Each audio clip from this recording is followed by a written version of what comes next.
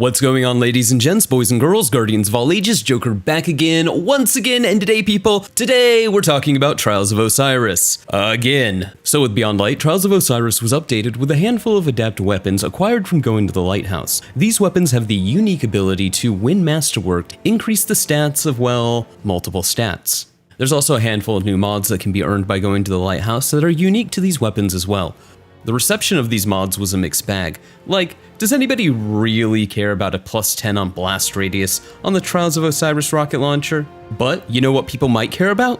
Plus 10 accuracy on the Eye of Soul. Now, of course, with anything in Destiny, there was a bit of controversy over the adept weapons. Basically, players didn't feel like it was a big enough change to the weapon economy to justify playing Trials, and that players were not returning to the playlist. So it's still nothing more than a bunch of circle-jerking sweatlords, which I kinda thought was the point, but hey, fucking details. Now, contrary to popular belief, Trials of Osiris' issue isn't that the average player can't get to the lighthouse, nor is it this mentality that people have that the rich in Trials are just getting richer. Good players just keep getting better weapons. What? I mean, face it, Fellwinter's is just as good as Astral Horizon, if not better, and I'm more inclined to say that it's actually better because it's a secondary slot weapon, freeing up my primary slot where all the meta weapons are. Eye of Soul has the same issue. Sure, it's a great sniper, probably the best in the game, but Adored also has ludicrously high aim assist, and it's a secondary slot weapon.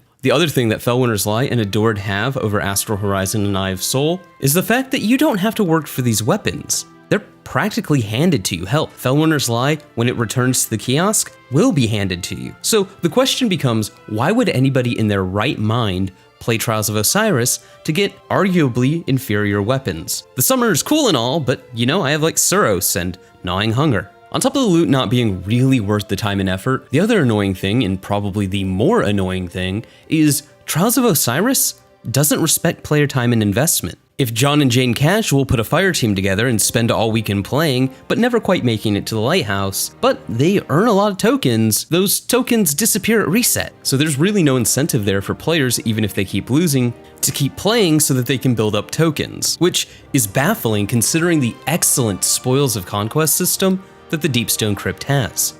I guarantee you, if you implemented the exact same system that the Deepstone Crypt has for raid loot in Trials of Osiris, you would have more casual players playing.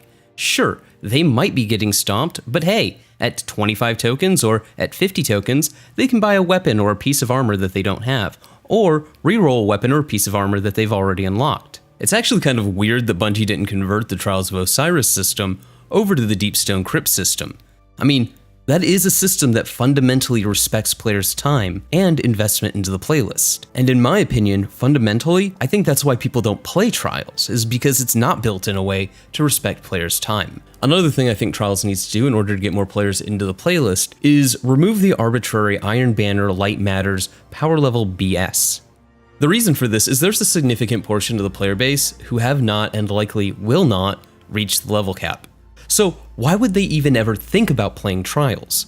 If they're going to be at a categorical disadvantage because of something arbitrary like light, it doesn't make any sense. Past, hey, they sunset all the weapons, so there you go.